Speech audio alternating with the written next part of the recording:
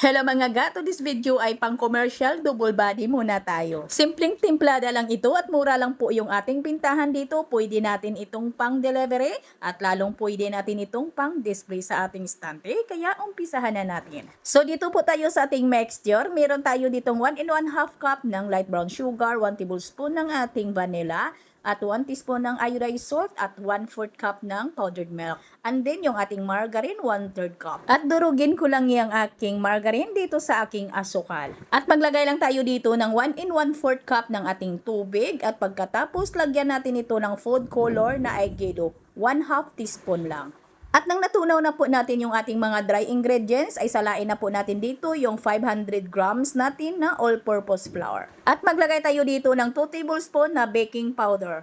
At haluin lang po natin ito hanggang sa mag-well combine lahat ng ating mga ingredients at nang mawala na din yung mga hulu-harina. At pag wala na yung mga bilog-bilog na hulu-harina, ay okay na po yan. Ito lang po yung consistency ng ating mixture. Yung ating mixture ay pwede na po natin itong i-transfer sa ating piping bag. At pagkatapos natin yang maipipe lahat, ay lagyan lang po natin ito mga ga ng desiccated. Kailangan po ay lagyan natin agad ng desiccated coconut para ay dumikit dito yung ating desiccated. At dito gumawa din tayo ng kulay ube na mixture. Ay parehas lang po yung ating mga ingredients dito mga ga ha.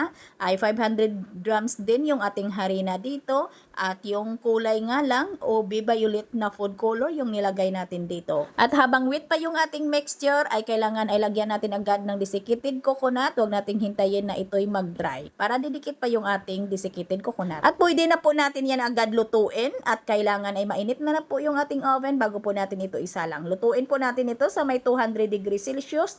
Yung init ng ating oven, lutuin natin ito sa mga 13 to 15 minutes. At mga gagawan po natin yan ng palaman. Lutuin muna natin yung ating 1 cup na harina at pagkatapos isunod yung 1 cup na light brown sugar, 1 teaspoon ng ating vanilla. And then mix lang muna natin at isunod natin ilagay dito yung 1/3 cup na tubig.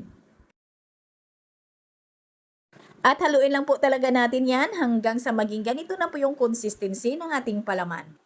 At pwede na po natin yang ipalaman. Lagay po natin dito sa gitna at ipagdikit po natin yung dalawang kulay po natin na double body. Pwede kayong gumawa dito mga ga ng iba't ibang kulay o pwede ding plain lang. Kung matagal ka nang nakafollow sa akin ay nakikita mo na yung ginawa natin dito na special.